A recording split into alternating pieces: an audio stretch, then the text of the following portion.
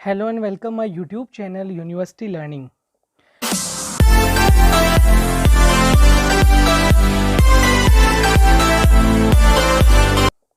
Friends, आज इस video में मैं आपको बताऊंगा कि यूनिवर्सिटी व कॉलेजेस में BA, BSc, BCom, MA, MSc, MCom exams की आंसर शीट उत्तर पुस्तिका कैसे चेक की जाती है और एग्जामिनर किन बातों को ध्यान में रखकर आपके आंसर शीट को चेक करता है। और साथ में ये भी बताऊंगा कि मोस्टली ग्रेजुएशन और पोस्ट ग्रेजुएशन में जो बच्चों की री आती है वो किस कारणवश आती है, वो अपनी आंसर शीट में ऐसा क्या नहीं लिख पाते, वो अपने आंसर्स में से क्या कमी छोड़ देते हैं जिस कारणवश उनकी री आती है, बैक लग जाती है, फेल हो जाते हैं।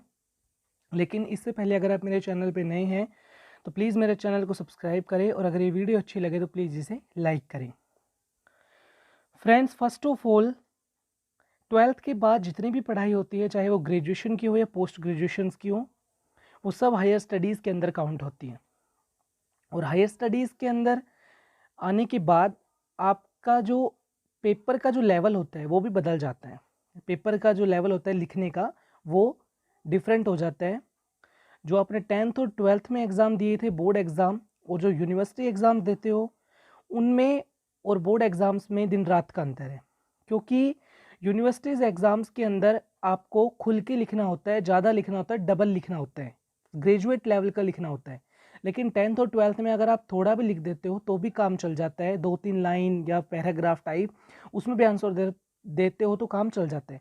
लेकिन यूनिवर्सिटी एग्ज़ाम्स में ऐसा नहीं चलता, आपको थोड़ा ज़्यादा लिखना होता है, थोड़ा टीचर को लगना चाहिए, एग्जामिनर को दिखना चाहिए कि बच्चे ने ग्रेजुएट लेवल का आंसर दिया है। तो फ्रेंड्स, ये थी एक छोटी सी बात। उसके बाद एग्जामिनर तब आपकी कॉपी चेक करता है तो वो ऐसी कौन सी 2-3 बातें हैं जिनका वो ध्यान रखता है। सबसे पहली तो वो जब आपकी कॉपी हाथ में लेता है तो सबसे उसके पास हज़ारों कॉपियाँ होती हैं, एग्जामिनर के पास, आपको मालूम है उसके पास हज़ारों कॉपियाँ होती हैं और एक कॉपी को सिर्फ वो मैक्सिमम 10 से 15 मिनट दे सकता है, उससे ज़्यादा वो नहीं देता क्योंकि उसके पास बहुत ज़्यादा कॉपियाँ हैं, उसको वो भी चेक करनी है। इसलिए वो सिर्फ कुछ बातों को ध्यान में रखकर ही एग्जामिनर कॉपी चेक करता है।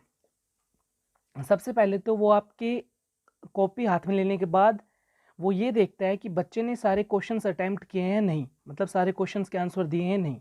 अगर आपने सारे क्वेश्चंस के आंसर दिए हैं तो ठीक है, अगर नहीं दिए तो आपके सबसे पहले नंबर वहीं कट जाएंगे। जिस क्वेश्चन का नहीं दिया होगा वो कितने मार्क्स का था, आपके मार्क्स वहीं कट जाएंगे। दूसरा, उसके बाद वो देखता है आपकी हैंडराइटिंग, कि वो पहले थोड़ा बहुत पढ़ेगा, जो आपका फर्स्ट पेज होता है उसको वो पढ़ता है, फर्स्ट पेज, सेकंड पेज, जो भी, मतलब वो शुरू का बिल्कुल पढ़ेगा। जो आपका पहला आंसर होगा उसको वो ज़रूर पढ़ता है क्योंकि उसी के बेस पर उसको आगे कॉपी का अनुमान लगाना होता है कि बच्चे ने कैसे पेपर किए हैं। अगर आपका फर्स्ट क्वेश्चन का जो आंसर है, जो पहला आंसर लिखा है आपने, अगर वो सही है तो आपकी जो आगे की मार्किंग होगी वो लूज़ करेगा थोड़ी।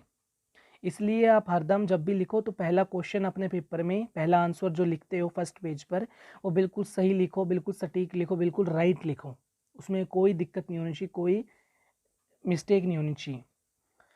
तीसरी बात ये, आपकी अगर हैंडराइटिंग अच्छी है तो एग्जामिनर को ज़्यादा मशक्क़त नहीं करनी पड़ेगी। अगर आपके क्वेश्चंस भी सही है तो आपको अच्छे नंबर लाने से कोई नहीं रोक सकता। अगर आपकी हैंडराइटिंग ख़राब है और आपके आंसर्स में भी थोड़ी दिक्कत है, ढंग का नहीं लिख रखा, तो उसका दिमाग थोड़ा सा ख़राब हो जाएगा एग्ज़ामिनर का, इसलिए आपके मार्क्स कटने के चांसेस ज़्यादा हैं। इसलिए अपनी हैंडराइटिंग को ठीक ठाक रखें, अगर ज़्यादा अच्छी नहीं तो ज़्यादा ख़राब भी मत रखें, और जिन बच्चों की अच्छी है तो उनके लिए तो बहुत ही बढ़िया है। तो फ्रेंड्स, ये बातें थी एग्ज़ामिनर की, जो वो देखकर आपकी कॉपी चेक करते हैं। अब कुछ अलग से मैं बातें बता रहा हूँ, उन पर भी ध्यान दीजिएगा कि अगर आप कुछ क्वेश्चंस में आंसर गलत लिख देते हो कुछ क्वेश्चंस का तो कोई बात नहीं, अगर वो आंसर उस क्वेश्चन से थोड़ा बहुत भी रिलेट है तो भी आपको नंबर मिल जाएंगे, कोई डरने की ज़रूरत नहीं है।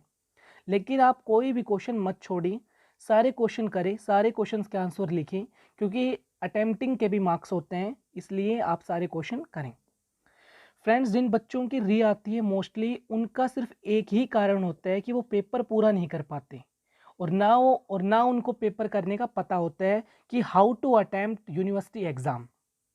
जो टॉपर बच्चे होते हैं उनको मालूम होता है, इसलिए वो अच्छे से पेपर कराते हैं। लेकिन जो फेल हो जाते हैं, फेलियर स्टूडेंट्स होते हैं, वीक स्टूडेंट होते हैं, उनमें बस थोड़ी सी कमी होती है कि उनको ये मालूम नहीं होता कि पेपर अटैम्प्ट कैसे करना है। बस अगर वो भी ये समझ जाएँ तो वो भी पास हो सकते हैं, वो भी अच्छे नंबर ला सकते हैं।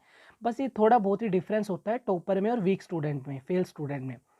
क्योंकि वीक स्टूडेंट को ये नहीं पता होता कि कितना लिखना है, क्या लिखना है, कितनी सीट भरनी है और कैसे पेपर करने हैं। तो सबसे पहले तो जो बच्चे वीक है थोड़े पढ़ाई में, जो फेल हो जाते हैं किसी कारणवश या जो आंसर अच्छे से नहीं लिख पाते, उनके लिए पहली ट्रिक यही है कि लास्ट 2-3 साल के जो क्वेश्चन पेपर होते हैं आपकी यूनिवर्सिटी के, वो उनकी प्रैक्टिस करें। कोई भी सब्जेक्ट है आपके पास, कोई भी स्ट्रीम है, चाहे बीए हो, बीएससी हो या कोई भी हो, आप उनकी प्रैक्टिस करें 2-3 रात पहले पेपर से। अगर आप वो भी कर लेते हो तो आप आसानी से पास हो सकते हो। उसके बाद जब आप आंसर लिखो तो पॉइंट में आंसर दो और हैंडराइटिंग को ठीक रखो, और जो आपका फर्स्ट आंसर होता है वो उसी क्वेश्चन का आंसर लिखो फर्स्ट पेज पे, जिस जिस क्वेश्चन का आंसर आपको बिल्कुल सही आता हो, बिल्कुल अच्छी तरीके से आता हो।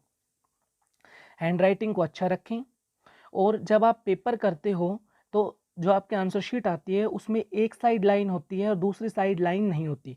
तो आप अपने स्केल से दूसरी साइड भी लाइन खींचें, जितनी आप सीट भरना चाहते हो, 10, 15, 20, 25, 30, उस साइड भी लाइन खींचे, क्योंकि दोनों साइड लाइन होनी बहुत ज़रूरी है, जिससे आपका जो आंसर होता है वो अच्छी तरीके से दिखे, नीट एंड क्लीन दिखे। और कॉपी को जितना नीट एंड क्लीन रखोगे उतना ही आपके लिए बेनिफिट होगा, उतना ही आपको अच्छे नंबर दिलाएगा, क्योंकि टीचर को ज़्यादा मशक्क़त नहीं करनी पड़ेगी। अगर कॉपी गंदी दिखेगी, हैंडराइटिंग भी गंदी है, आंसर कहीं दूर है, किसी का आगे है, किसी का बाद में दे रखा है, तो उसका दिमाग ख़राब हो सकता है एग्जामिनर का। इसलिए आंसर बिल्कुल सीक्वेंस में दें, जिस क्वेश्चन का अच्छे से आता हो उसी का आंसर अच्छे से दें, पहले दें। तो ये कुछ बातें थी, आप इनको फॉलो करें, अमल करें, आपके भी अच्छे नंबर आएंगे, आप आसानी से पास हो सकते हो।